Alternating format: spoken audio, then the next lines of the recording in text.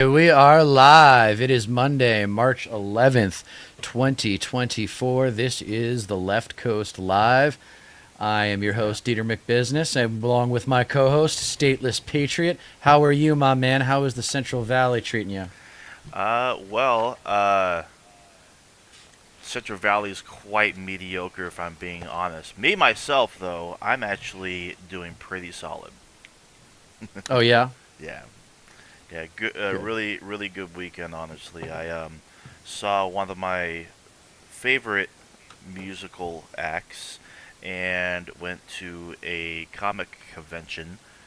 And it was a very fruitful use of my time, very enjoyable for the most part. Yeah. Right on. Hmm. Well, we have a few things to talk about today, and we're going to do a little bit of the State of the Union. We're going to talk about the TikTok ban, Ooh. and our former president made a fantastic appearance at a UFC event this weekend that I happened to be watching and just thought it Really? was fantastic that the UFC's Dana White is so tight with this guy. God. I don't, I just like we should talk about the psychological connection between UFC and being a Trumplican. Yeah. I didn't Do you want even to know do you that want to happened. open? Yeah, let's Yeah, we talk want to about open that up with first. that. Yeah, I'm Yeah, down. let's do that first. All right. So basically, let me see if I can get it drawn up here. But basically, yeah, UFC Trump entrance. He showed up. There was a UFC event. Hold on one second. We're gonna move it to this one. Share this tab instead, and bring this to the stage. So this is him walking. Know what he's getting himself into with this. Does he know what he's getting himself into as far as your reputation Kid and Rock. that you're Wow. the subculture that you're being attacked to or being attached to? The soon-to-be announced Republican presidential nominee attended the event only hours after a campaign rally in Georgia. Isn't that wonderful? What the hell, Ivanka, dude? yeah, and Jared Kushner, who got $2 billion from the Saudis, was there as well. Wow. Yeah, and he took it on. Convicted rapist. There he is. Gross. Yeah. So, what do you think? Why do you think? I mean, the place was Barstool Sports. I mean, fine. so, I didn't hear Sage about Steele. it. Like, I think it would That's have. weird. Sage Steele is friends with him. Huh. That's so bizarre. What? Anyway, go ahead. I mean, I didn't. The fact that I didn't hear about it probably means that he wasn't booed into oblivion. Like, how was the reception? When he. Oh, it was huge. I mean, yeah, people loved it. Of People loved course. him. Yeah, people loved him, man. Let's Yeah. yeah. I mean, it was great. Look at it. Look at people love it. Here. This is it. Kid Rock up playing, and God. he's just taking his sweet time. Oh yeah, we love you, Mr. President. Oh, yeah. There's Dave Portnoy, head of Barstool. Dan Bongino. Dan All of them, Bongino. dude. Yeah, I thought I recognized him. Yeah, I saw him earlier. What a disgrace. Yeah, no kidding. Dan Bongino. They loved it, dude. They loved it. Yeah, UFC right, yeah. definitely attracts a bit more of a conservative audience compared to WWE, I would think. You know. Well, I don't know. I mean, maybe. I mean, Maybe Vince slightly. McMahon is a huge Trumper, but of course, yeah. But I think he wouldn't be so bold as to pull something like this. I don't know if Trump would have received that warm of a reaction. But then again, he has shown up at WWE events before, so I mean, who knows? But either way, like it, yeah, you're totally right. Like, how bizarre! Like, what the hell? here, this is. Let me do this one here. So this is because you wanted to know how. I mean, okay. So this isn't just conservative. This is Trump America, MAGA America Yeah, of course. conservatives. It's not just. There's 30% of this party that is probably not like this, but look at the love that they have for this guy. Look at this, man. They're going nuts. Bunch of kids, yeah. People, yeah, they're all youth. This is what scares me is that they're all like Gen Zers from Miami. It's like, well, yeah, that's Florida for you, so that also kind of checks out, you know. Like that, Florida's just being inundated with like right-wing extremism in recent years. Like Miami's like literally like the only blue stronghold really that's left in Florida.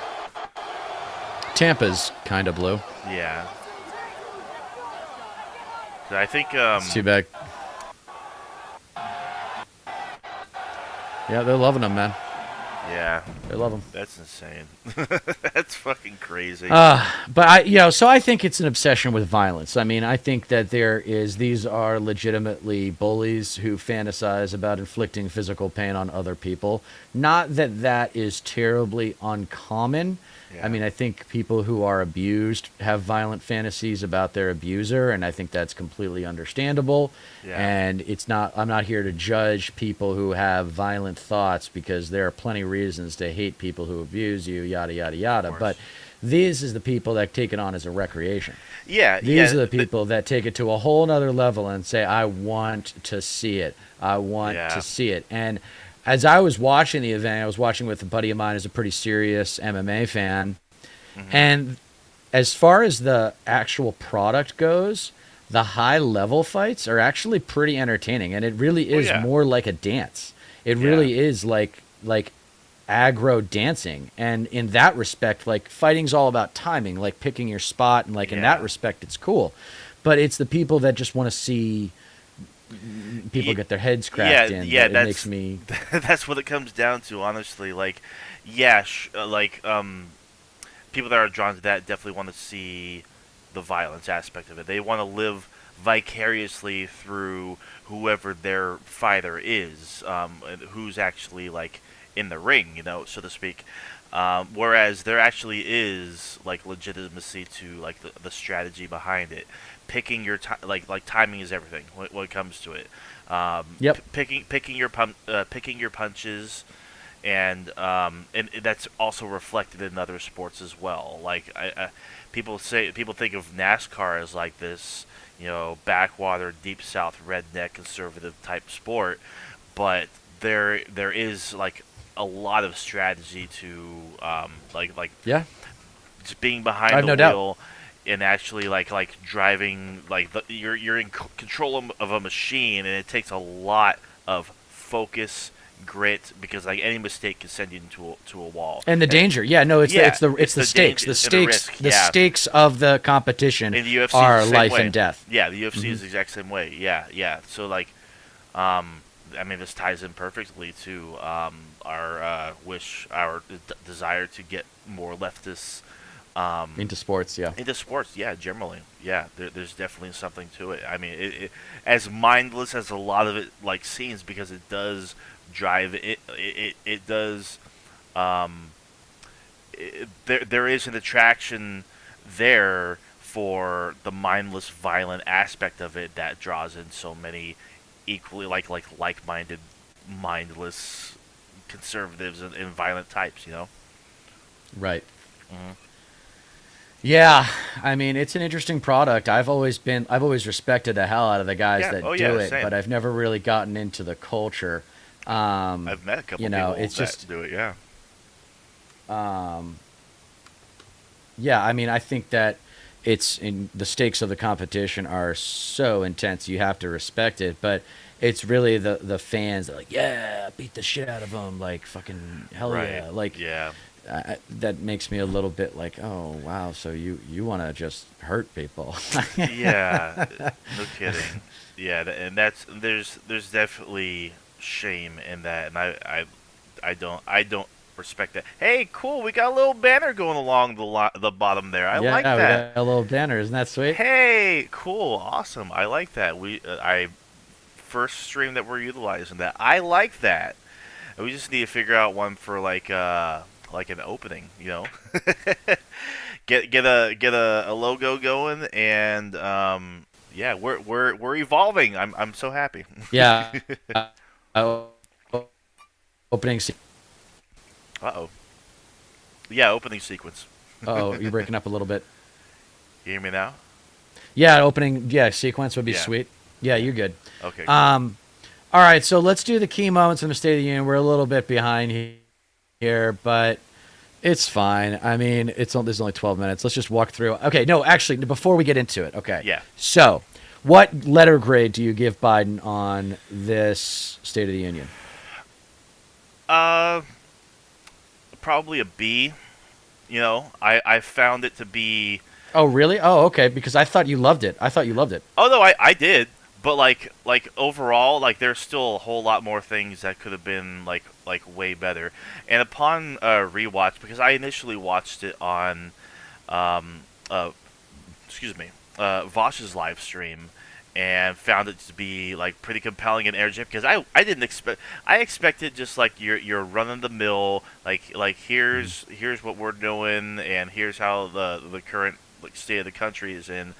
But no, he actually came out and was loud and just demanded your attention, and like he was cutting to the chase, and he was sticking it to the Republicans time and time again. Like he pointed out their hypocrisy and just just poked fun at them, like openly mocked them for their not only hypocrisy but their obstruction and their unwillingness to accept the accomplishments that they would be proud of championing, like the border thing. Like he directly pointed out the fact that Trump reached out to Republicans in Congress not to support the bill that they fronted, that they were putting forward and wanted passed, because it would have given them everything that they've been asking for on the border.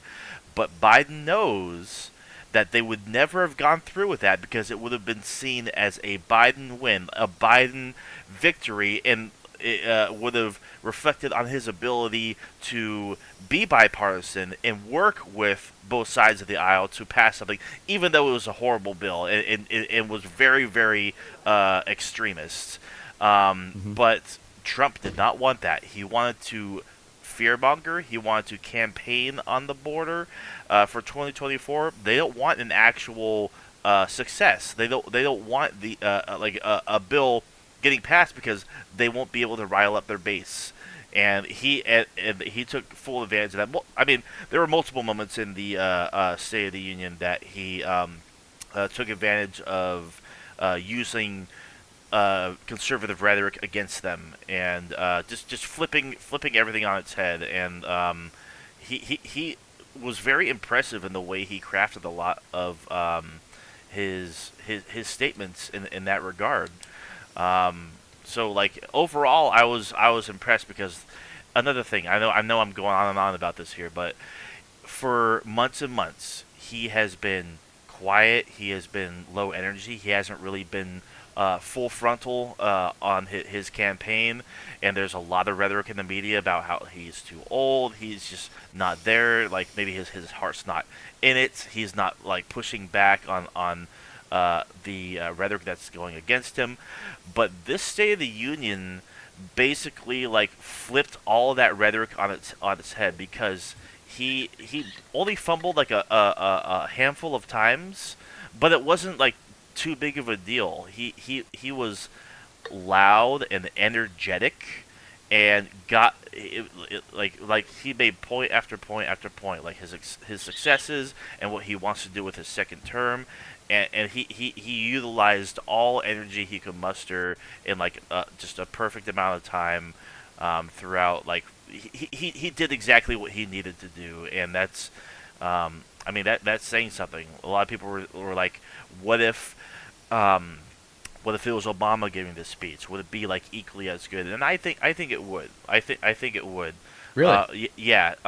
There were a few things that were, I was like, okay, like he called someone an illegal, and that was kind of very cringeworthy. It was during the Lincoln Riley thing where he finally, or Laken Riley, whatever her name is. Yeah. Someone who got murdered by an undocumented immigrant, right. And so it's like, funny. When I was watching that, I was like, "Oh, that's a cringe moment. People aren't going to like that on the far left." And my wife was like, "I don't think it's that big of a deal. Like, it's a gaffe, but it's not like No, dropping a it's worse epithet. I'm like, yeah, I don't know. It's kind of bad. It's like it's kind of 40 years old, you know? yeah. It's the fact like he. I mean, people need to remember where he comes from. Like he's been around for a long time, so that kind of vernacular is not uncommon for his time, I guess you could say, Right. and yeah, there was a lot of a decent amount of placating to conservative rhetoric on issues like that. That like is I mean I understand it. He's trying to like appeal to Nikki Haley voters and try to court some disenfranchised conservatives who don't want Trump. But at the same time, you could be doing a whole lot more to placate to younger voters. And I think on that he didn't really. There wasn't enough there to appeal to disenfranchised progressives. There wasn't enough there. Like he did mention the project that's now underway about like building a pier, a seaport in the In Mediterranean Gaza. for Yeah. Gaza and providing aid there.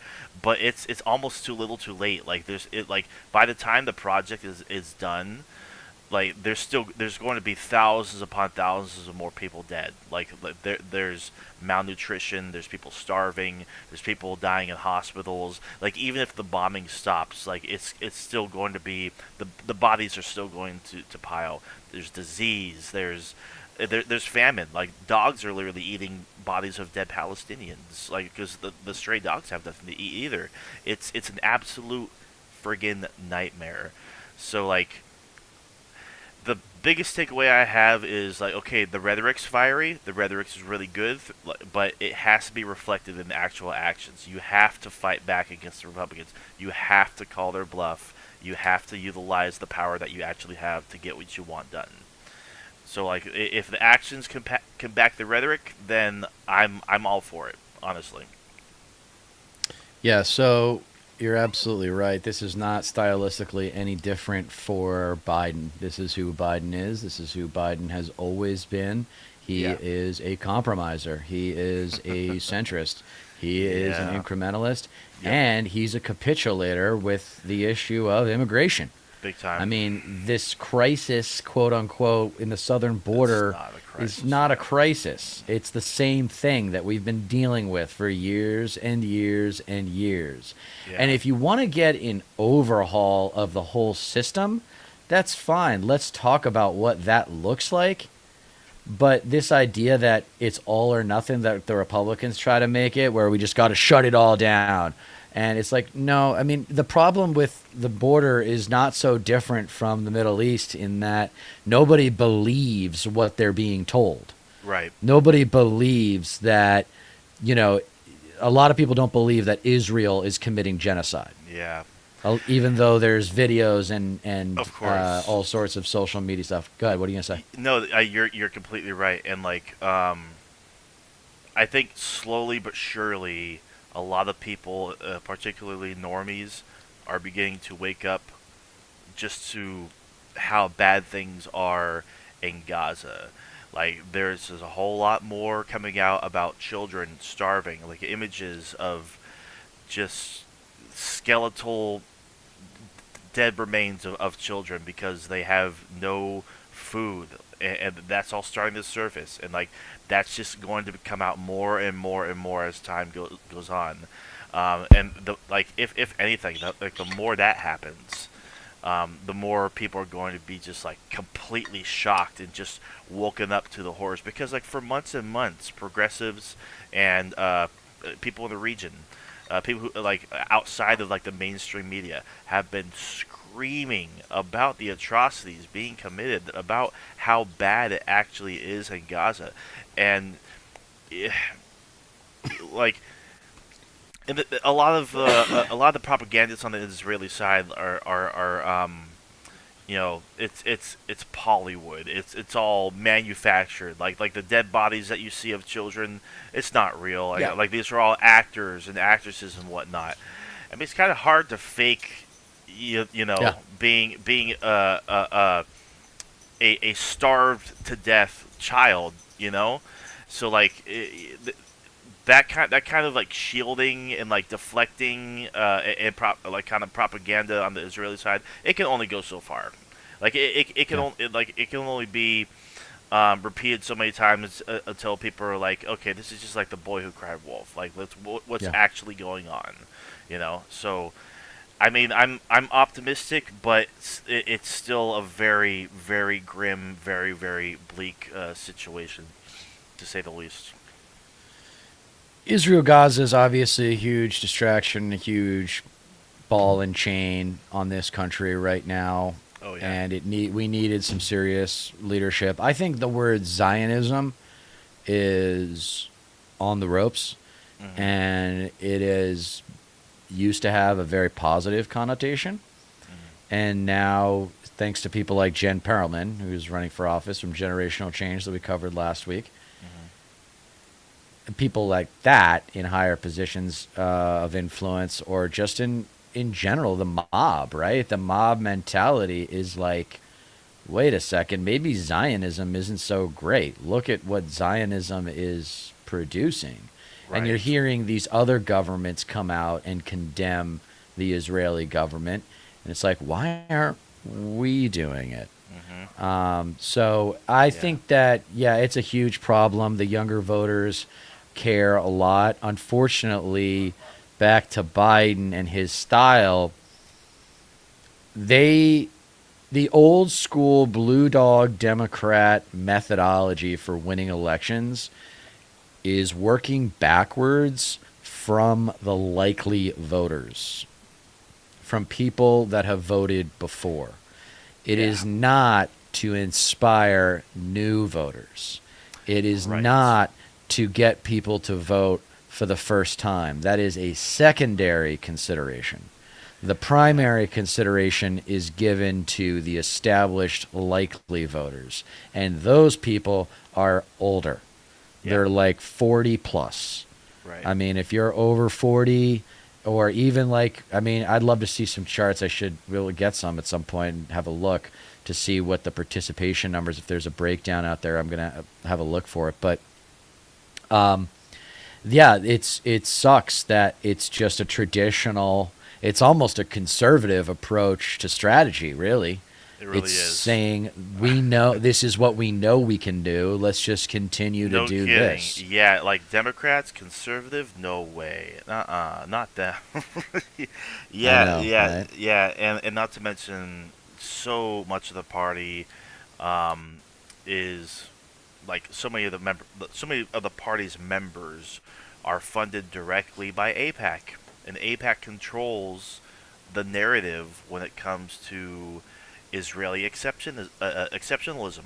Like, and it's rampant within both parties, honestly. And until that's done away with, and we're starting to see movement on that front from like Justice Dems and Our Revolution. They're starting to fight back against just the overwhelming power that APAC has, because they're literally funding against the strongest progressive representatives that we have right now. So like Hmm. until that actually changes, like uh,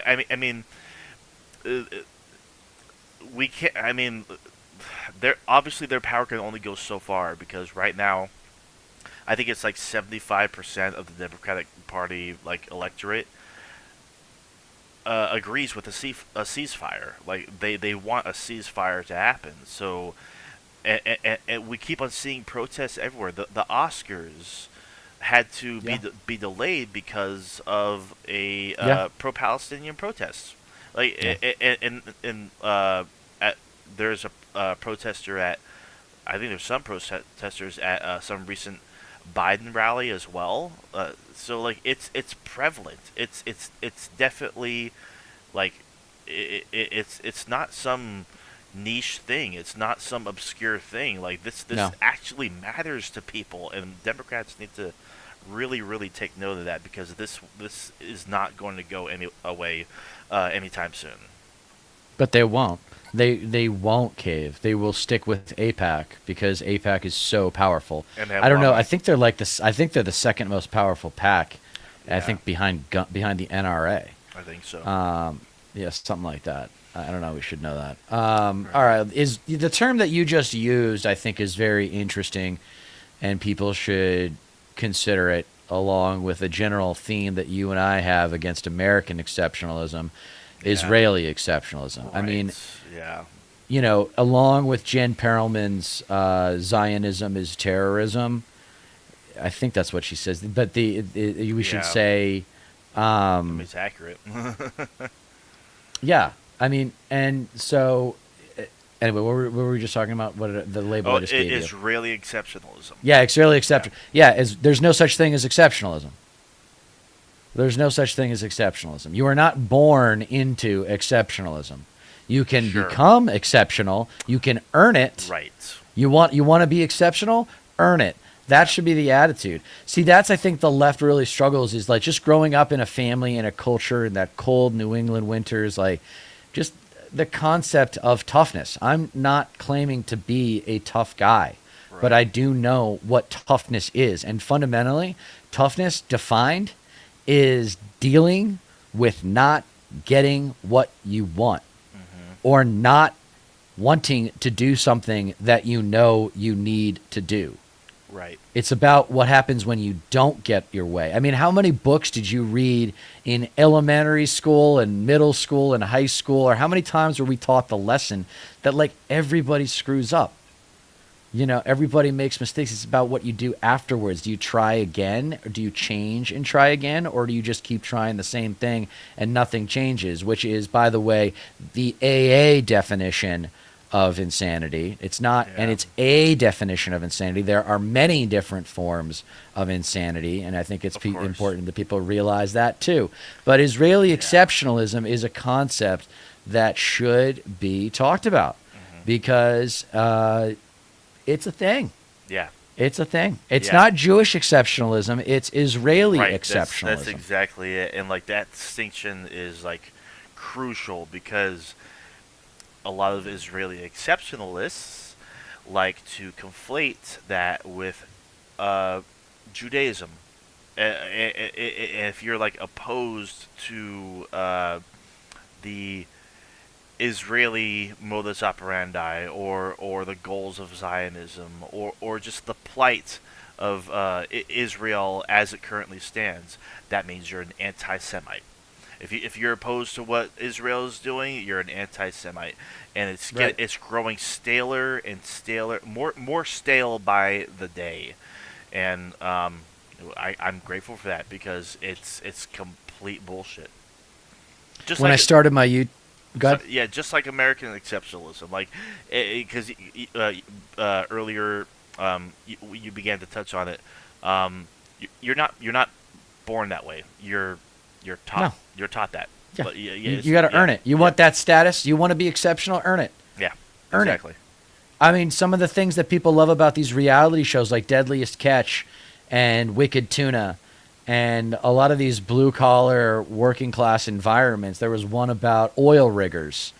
It's like, shut up and work and earn it. Like, you know, I mean, it's just a matter of having that credibility. And I think like a lot of, I don't know, you know, this is the other side of the coin, the creative coin, right? Where I'm saying that the left's advantage is creativity. That's something we naturally have. Oh, yeah. Now, the advantage that we need to acquire is toughness.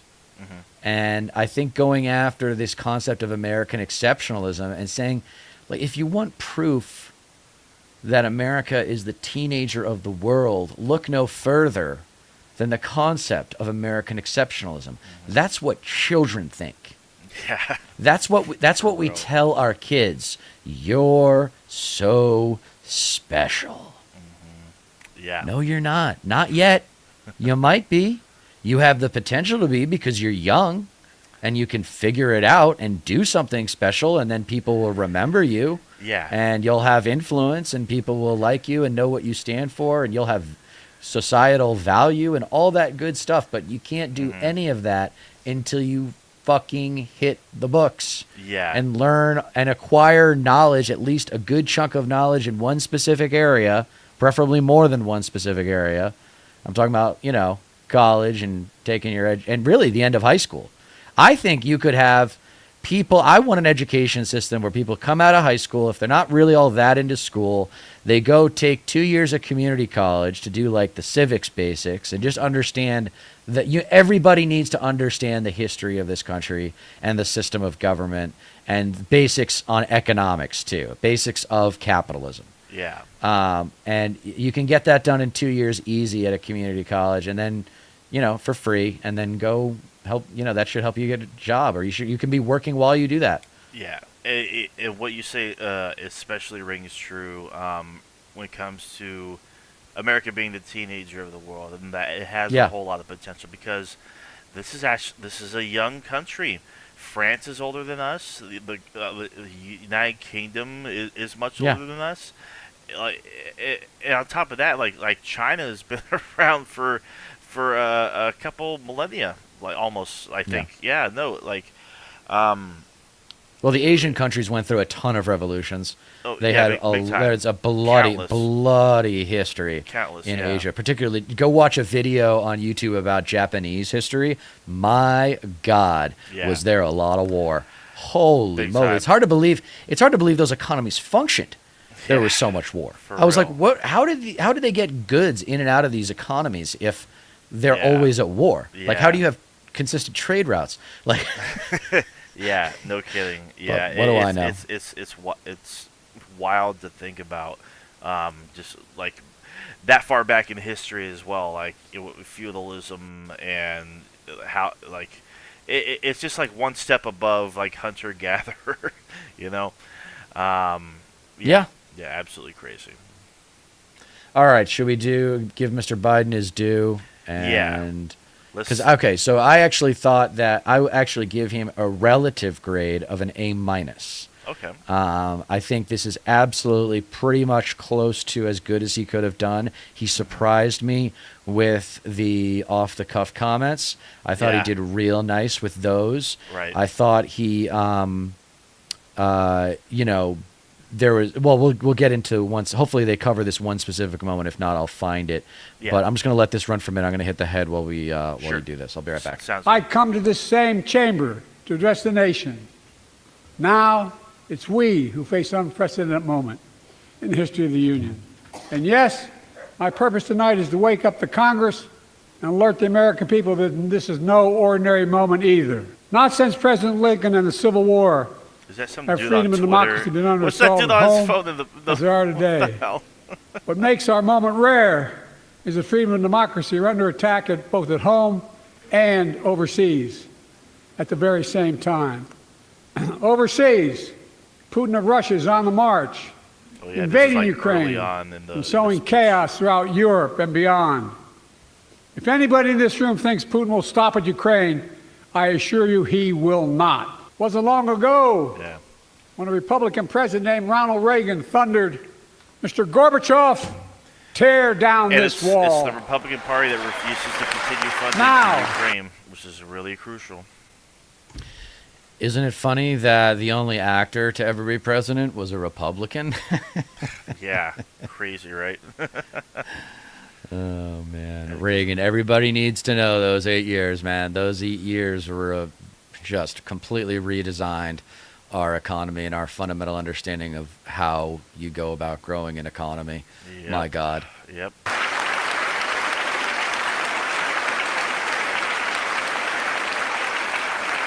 Now my predecessor, a former Republican president, tells Putin, quote, "Do whatever the hell you want." That's a quote. A former president actually said that, bowing down to a Russian leader. I think it's outrageous, it's dangerous, and it's unacceptable. I say this to Congress, we have to stand up to Putin. Send me a bipartisan national security bill. History is literally watching. History is watching. If the United States walks away, it will put Ukraine at risk. Europe is at risk. The free world will be at risk, emboldening others to do what they wish to do us harm. My message to President Putin, who I've known for a long time, is simple. We will not walk away. My predecessor and some of you here seek to bury the truth about January 6th. I will not do that. This is the moment to speak the truth and to bury the lies. Here's the simple truth.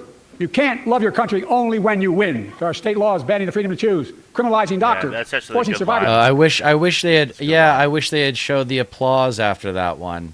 It was beautiful. Yeah, You can't love your country only when you win. It's beautiful. It's a great line, and yeah, understandably, like they I mean, just to save time, like applause is just applause, but yeah, there was a big. But I'm saying that was like one of the best lines of the night. Big like, time. That's all I'm saying. Completely Is that agree. was by far one. That was like top one. Yeah, survivors of rape and incest to leave their states to get the treatment they need. Many of you in this chamber and my predecessor are promising to pass a national ban on reproductive freedom. My God, what freedom else would you take away? Look, Really good line, yeah. it's a decision to overturn Roe v. Wade. The Supreme Court majority wrote the following, and with all due respect, justices, women are not without electoral power. Electoral or political power. You're about to realize just how much you're right about that. All right, so he botches like, that. This is on one. This is on 1.5 speed, so he actually sounds a lot more with it. But yeah, that's how I first listened to it. Yeah. And he's talking directly to the justices right here too. It's just like shame on you guys. Well, what I was going to say was, this is kind of historic to actually directly address the Supreme Court with criticism like this, with explicit criticism of like, yo, you're fucking with democracy. Yeah. Like you're fucking with you're fucking with women's freedom. And I don't mean to be insensitive, but it's just how I honestly feel. I feel like, because we're a diverse society, we get caught up in racial identity and racial conflict and ethnic identities and histories and the anthropological stuff in our country. And it's understandable. It's a beautiful thing, our diversity. But maybe it sucks us in a little bit with our attention, and we don't pay attention to the most basic division in all of humanity, and that is the division between men and women. As conservative as I was growing up, I might have said that I was pro-life, but I never actually believed it, because I could never quite get there as like, I could never get past the truth, the obvious truth that I can't get pregnant. Yeah. I am not vulnerable in that way. Right. I have no idea. Maybe that was the beginning of my like empathetic journey, and I didn't even realize it at the time. But because I didn't have any sisters, all I had was a mother. It was an all-male high school, so I had every reason, and that's probably why I verbally said a number of times that I was pro-life. But deep down inside, like I was just doing that for show, and probably out of loyalty to my religious mother. I didn't really believe it. Like if I ever had the opportunity to vote on it, I would have totally voted for women to be able to choose. Because what the hell do we know? Yeah, it's that simple. What the hell do we know? Yeah, that's literally all it comes down to. Exactly. It's not complicated. It's not complicated. It's just it's really narcissistic. No, it's hard to believe that narcissism is this pronounced in our society, but here it is. I'm so important. I'm going to go save fetuses. Oh, yeah, but you won't put in the social services afterwards to take care of them. You just want to feel like you're God. That's the biggest sin any Christian can commit, is wanting to be God. And now the Supreme Court is guilty of that sin too.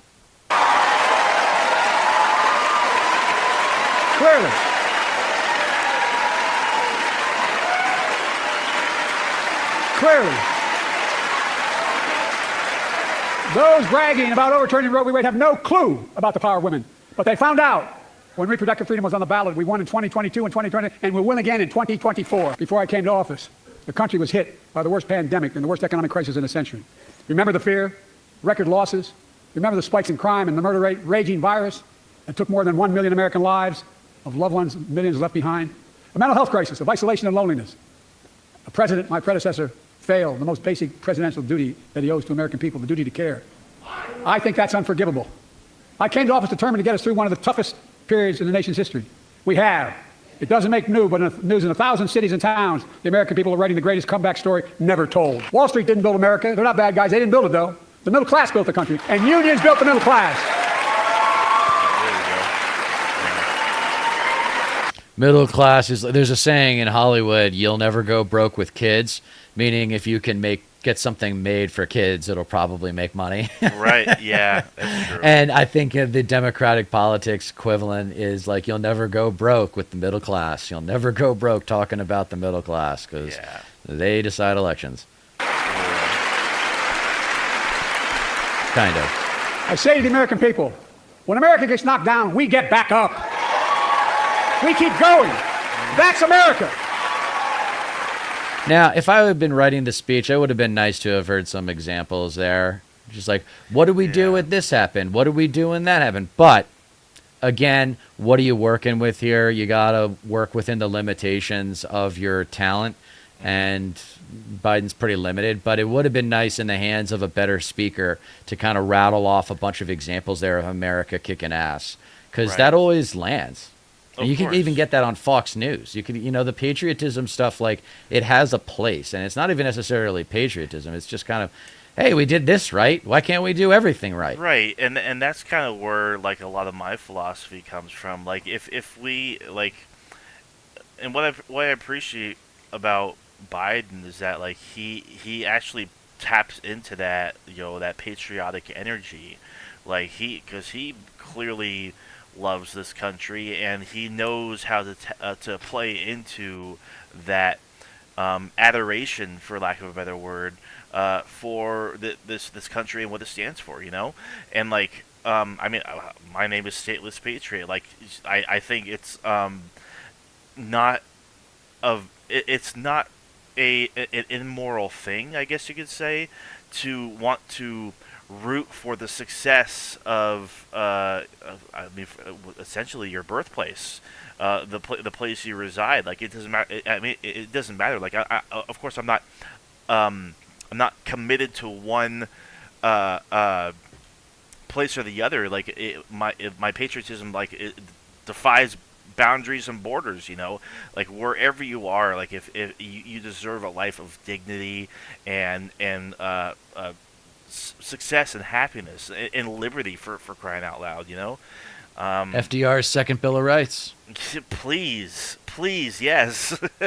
So like FDR's second Bill of Rights. So like I definitely have like a modicum of respect when it comes to playing into patriotism, as long as it's done right, because there are those obviously that weaponize it in order to diminish rights and incorporate a nefarious agenda, and I don't subscribe to I would that. just loop it back to my original point, which is that if you want to be exceptional, then do something exceptional. That's exactly right. Exactly. Come on, America, let's earn it. Yes. And I mean, the time is going to come, dude. Once Biden's gone, man, the baby boomer generation, that's the episode I can't wait to publish, because I think it might go viral. I mean, it really, if there is one specific form of conservatism that you can pin everything on, and like it will resonate in a way politically that I think could affect elections in states that are pretty red, are red but used to be blue. Mm-hmm. That's you, the American people. It's because of you America's coming back. It's because of you our future is bright. It's because of you that tonight we can proudly say the state of our union is strong and getting stronger. Folks, the Affordable Care Act, the old Obamacare, it's still a very big deal.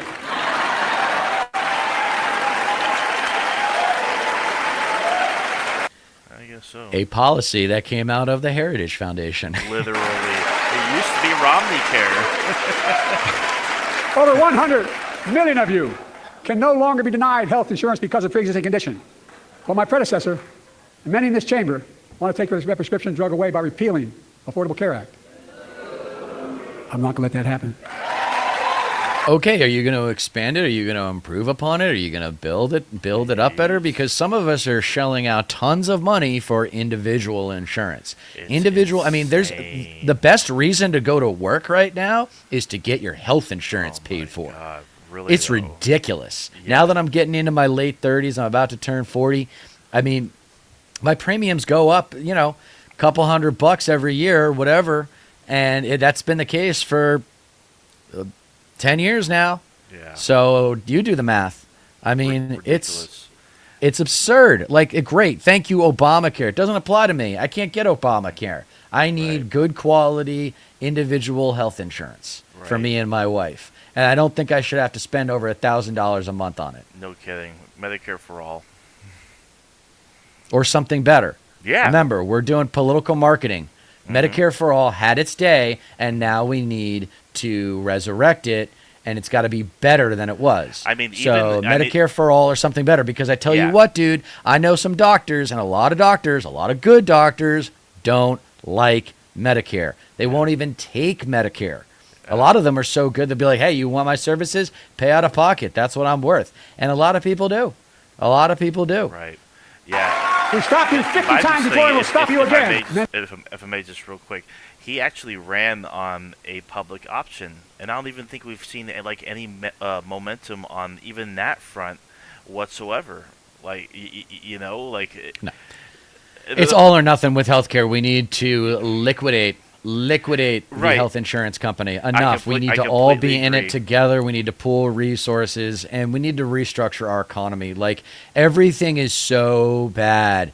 I mean, there are parts of this country that have not seen economic prosperity in 40 years. Right. And there are still people like living there, and my heart goes out to them, but those are the people that keep voting conservative, or voting Republican, Yeah. and being conservative. So and I agree. Like complete, like radical transformative change is absolutely necessary. New Deal 2.0. Yeah, but you know how Biden works. You know how a lot of these people work, and you said it yourself, like incremental change. Baby. Yeah. Yeah. So like, But that's what I want the difference between neoliberalism and progressivism to rest on, is I Yes. want progressivism to be synonymous with structuralism, and I want neoliberalism to be synonymous with incrementalism. Yeah. I mean, again, like there's a lot of people between, our ages. That's a huge baby boomer offspring generation.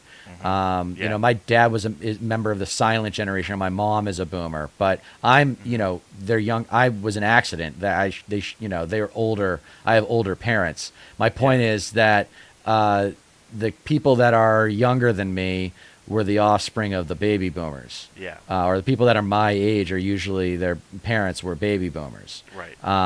And now it's time to hold them to account. Yeah. Because they presided over these problems getting worse. They literally fixed nothing. Everything got better. I mean, I guess you pointed out that crime has gotten better. But, I mean, other than that, I mean, I could come up with 10 issues that every single one of them has gotten not only worse, but extremely bad since 1980. Here we go. Of course. Many of my friends on the other side of the aisle want to put Social Security on the chopping block. If anyone here tries to cut Social Security, Medicare, or raise the retirement age, I will stop you. Again, we're playing defense. The working people who built this country pay more into Social Security than millionaires and billionaires do. This it's is not good. fair.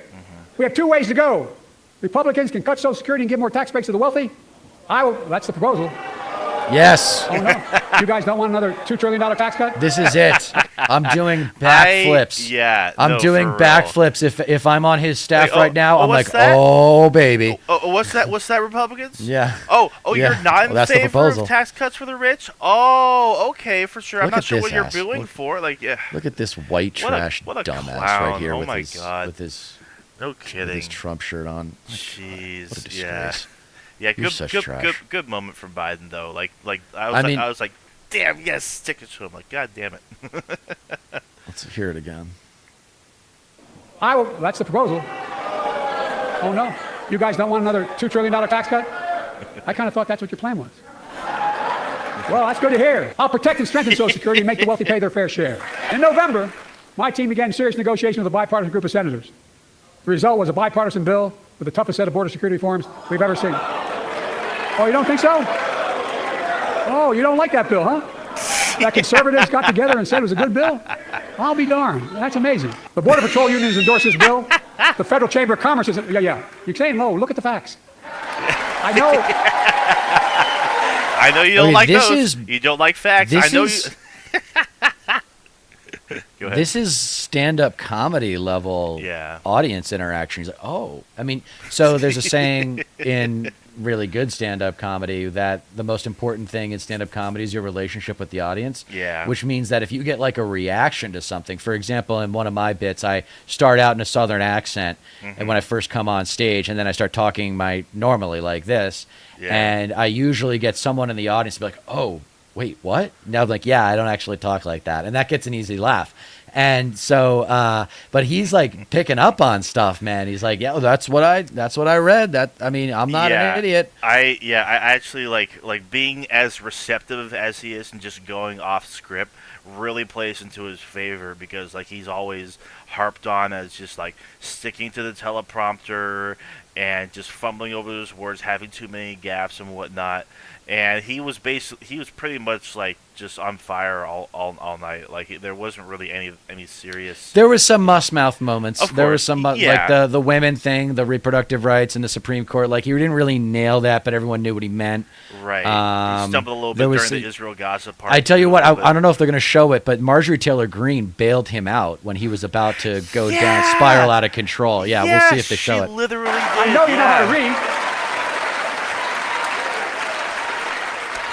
I believe that given the opportunity for a majority in the House and Senate would endorse the bill as well, the majority right now. But unfortunately, politics has derailed this bill so far. I'm told my predecessor called members of Congress in the Senate to demand they block the bill. That's what I'm talking about. He feels political win. He viewed it as a political win for me and a political loser for him. It's not about him. It's not about me. I'd be a winner, not really. Right here. This is it. She saved his ass. Like Lincoln Riley, an innocent young woman who was killed by an illegal. That's right. But how many of the thousands of people being killed by illegal? Yeah, so right here. To her parents, I say, my heart goes out to you, having lost children myself. I understand. He was going to say that if we like, change about the dynamic at the So border, he was about to go down. An innocent young woman who was killed. He was. Where is it? I'd be a winner, not really. It's not about him. It's not that about me. would have been that. I'd Okay. be a winner, not really. Like He's funny, man. she literally saved him right there, because Saved him. Like that was probably going to be his worst gaffe of the night, because he was trying to say it would be a winner. He was talking about the border bill. It would be a winner for who knows what Everybody, the the nation or whatever. He just moved on to the shit that Marjorie Taylor Greene was shouting about, because I guess like before, like as he was walking up to the podium, when he was like introduced and like was walking through the crowd greeting everybody, she actually came up to him and gave him that little pen. I think I'm pretty sure that's what she gave him, but the one that said Lincoln Riley on it, who was killed by undocumented immigrant. Yeah, no, if she had just shut the fuck up right there, like he would have just slipped and fell. Like honestly, we would have had a big gaffe right there. So funny, like she's so funny and just absolutely insane. She's an idiot. Yeah. Lincoln Riley, an innocent young woman who was killed by an illegal. That's right. But how many of the thousands of people being killed by illegal? Don't say illegal. To her parents, I Yeah, say, dude, come on, man. It's some boomer stuff I right there. understand. But look, I guess he's a silent if we generation change the guy, though, 'cause dynamic he's at as the old as border, my dad is. People pay these smugglers $8,000 to get across the border because they of the know silent if they get generation. by and let into the country, it's 6 to 8 years before they have a hearing, and it's worth taking the chance of the $8,000. But if it's only 6 months, 6 weeks, the idea is it's highly unlikely that people will pay that money and come all that way, knowing that they'll be able to be kicked out quickly. Folks, I would respectfully suggest Why doesn't he talk about pragmatism? Why doesn't he talk about this is about problems and solutions? You guys want to make it about illegals. You want to make it about illegal versus legal. So shift the framing. We talked about this. Shift the framing. It's not about illegal versus legal. It's a matter of the system being screwed up in terms of the way it processes immigrants. Yeah, it's all the Republicans have too, because like every time there's election, like every time there's a midterms, now they bring it up. The border is the biggest deal in the freaking world right now. We're being invaded. Someone needs to do something, and then the opportunity comes to actually do something, and they reject it. Because when I was a kid, it was the war on drugs and war on crime, and that's what it was. That was their go-tos when I was a kid, and the southern border was in there a little bit, but it's become the ultimate trump card. I mean, rightfully so. This was the first issue he launched his campaign on. Yes, my Republican friends owe it to the American people. Get this bill done. We need to act now. Well, I did do something by establishing the first ever Office of Gun Violence Prevention in the White House that the Vice President is leading the charge. Thank you for doing it. Meanwhile, You can't talk about new gun laws without talking about the NRA. meanwhile, my predecessor told the NRA he's proud he did nothing on guns when he was president. Oh. After another shooting in Iowa recently, he said, when asked what to do about it, he said, just get over it. There's his quote, just get over it. I say, stop it. Stop it, stop it, stop it. Stop it. I'm proud we beat the NRA when I signed the most significant gun safety law in nearly 30 years because of this Congress. We now must beat the NRA again. I'm demanding a ban on assault weapons and high-capacity magazines. Yeah. Woo! Pass universal background checks. Make it a campaign issue. None of this. Make it a None of campaign this. issue. I taught the Second Amendment for 12 years. None of this violates the Second Amendment or vilifies responsible gun owners. Tonight, I'm directing the U.S. military to lead an emergency mission to establish a temporary pier in the Mediterranean on the coast of Gaza that can receive large shipments carrying food, water, medicine, and temporary shelters. I'm glad that no this U.S. right boots will be here- on the ground. A temporary pier will enable a massive... I would love to see this technology, by the way, because I know a thing or two about piers and docks, and putting together a physical bridge between the beach and deep enough into the water for like a big ship to go. Yeah. Just anybody can think about that and think causeway. that, wow, that's pretty damn hard. Yeah. That's a lot of work. Yeah. That's going to take a while. It So is. maybe they have some sophisticated technology that makes it more efficient to do, but building a pier for like shipping ships Yeah. for like I don't know if they're going to do Like a makeshift seaport. I can't imagine he's not talking about container ships, but he's talking about big ass boats with a lot of stuff to get stuff off onto trucks. So you're going to have trucks on this pier. So, I mean, I don't know. It just seems a little far-fetched to me that it's going to happen anytime soon. Especially given the fact that, like, I mean, they say they're looking at 60 days, and that's way too. That's way too far away. It needs to be a lot more immediate. In the meantime, airdrops need to be way more frequent, because like the people of Gaza don't have 60 days. They don't even have 30 days. No, they're out of time. They're completely out of time for this. I do want. Dude, I don't mean to be the Prince of Darkness here, but like the Gazans are toast. Yeah. I mean, Israel, it's over. Like Israel smoked them. Yeah. Basically. Israel had their chance and they smoked them. Yeah. And I don't know where they're going to go, but I mean, I don't know what the solution is, but this is what a lot of, I would call like Trump trash Israelis have always wanted. Yes. This is what they've always wanted. Yeah. This is hate. This is the hate of institutionalized religion. Yes. Coming to roost. Exactly. I do want to say, like, I'm glad that out of, like, because there's this little section right here is a bit longer, but the highlight, because he's talking about Gaza right now. Before this, he was talking about the attack by Hamas and Israel and standing with Israel and blah blah blah.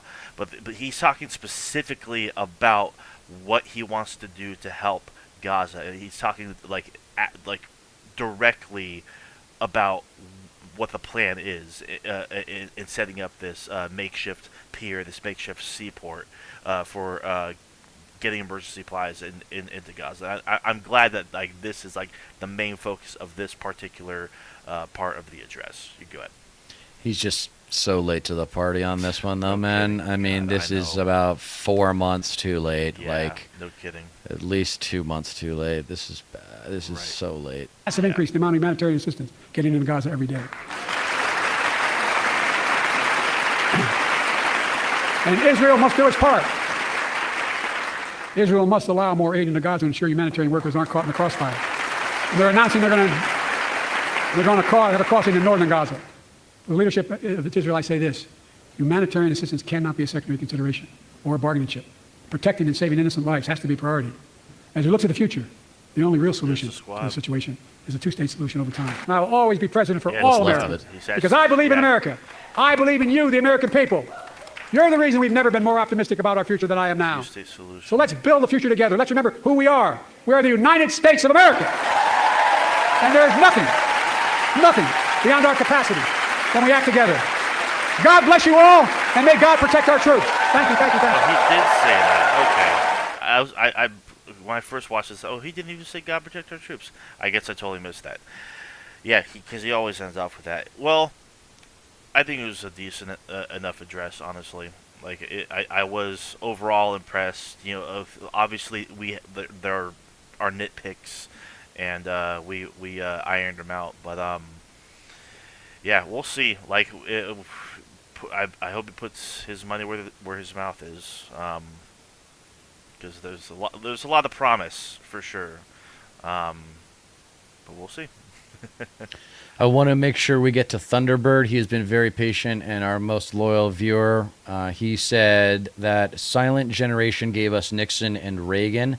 Nixon stole Supreme Court from progressives, and it has been controlled by conservatives ever since. Yep, I think that's good analysis. Yeah. Thunderbird also says Democrats passed campaign finance reforms 50 years ago, but first thing Nixon SCOTUS did was overrule those reforms, and everything has been downhill since. Yeah, I don't doubt it, Thunderbird. I mean, the biggest problem, I would say the McCain-Feingold bill is important to the history of campaign finance because it's the closest we ever got to really major reform. And then even more important than that, though, is Citizens United, where corporations are afforded the same rights as human beings, which I think is absolutely ridiculous. And I think most people, most Americans would find that ridiculous. But it doesn't get talked about because both sides of the aisle benefit. Exactly. Yeah. Yeah. Totally agree. Good words as always from Thunderbird. Let's see. Do we want to talk about the TikTok ban? Yeah. Yeah, we could do that and then go ahead and sign off for the night, I think. So, from what I understand, there was Well, hold on a second. Should we Yeah. move on? I want to, because What's up? I don't know. Let me know if you want to hold on to this tomorrow. It's fine. But do you think this performance at the State of the Union changes anything for our plans to substitute Biden with either Gavin or Gretchen? You know, I think it kind of does. I don't think that Biden is ready to go. I don't think that he is willing to give up his current position. I think he has been, if anything, that this address shows that he has been really busy behind the scenes and is just not showing his full hand. Because if he is being like this, like genuinely energetic and I mean even a little confrontational, you know, then I think he's still hungry, you know. Despite Can he get through the campaign though? That's the thing. Like if he, I mean, clearly he showed a lot of desire to implement even more of his agenda, get the job done, so to speak. He feels like he's not even close to being finished yet. So if that's the case, then I think you know, a replacement at the convention would be a futile effort. It pains me to say that, you know, but just given the State of the Union, it kind of flips a whole. It kind of really did change my mind about that a lot. I mean, I still have my reservations. Do not get me wrong. I still don't think that he's the right choice. I still don't think that he's the future of the Democratic Party. I still don't think that he deserves a second term. But given the circumstances now, like I don't think he's just going to give away his position or resign or offer to be exchanged by another candidate come the convention. All right. It feels like the replacement theory proposal that we've been talking about is a lot less likely, but it might be the recency effect. Just gave this speech. Sure. I mean, a lot can change. Obviously, it's still just barely March. Yeah. Yeah, and if his polling numbers are really tanking going into the convention, I mean, we get caught up in the moment in this country, just like children do. We get caught up in the moment, and Yeah. we sometimes let the moment get the best of us. Of course. So Yeah. I don't, I mean, Kamala Harris is a perfect example of that. I mean, should she Right. really have been the VP pick? Was there not? I mean, maybe there weren't better options. I don't know. We'd have to go into that again, although I think our audience would find it terribly boring, so we won't. All right, so why the U.S. and other countries are trying to ban TikTok. Right. What are your thoughts on the proposal for either banning or regulating TikTok? If anything, like regulating would be the better option to go with instead of an outright ban. Like bans don't work. It's not. It's. I don't think it's ever really the right way to go about certain things, like cigarettes, for example. Like, come on, California, what the hell's the deal with voting to ban flavored tobacco? Like, what the hell is that about? But when it comes to TikTok, like, there's definitely a whole lot of evidence that suggests that it's basically spyware. But the problem with it is that it's spyware that's not under more immediate influence of the United States government. Right. Uh, and that's why there's such a huge problem with it. I mean, granted, TikTok might be like the worst of them, like worse than Facebook.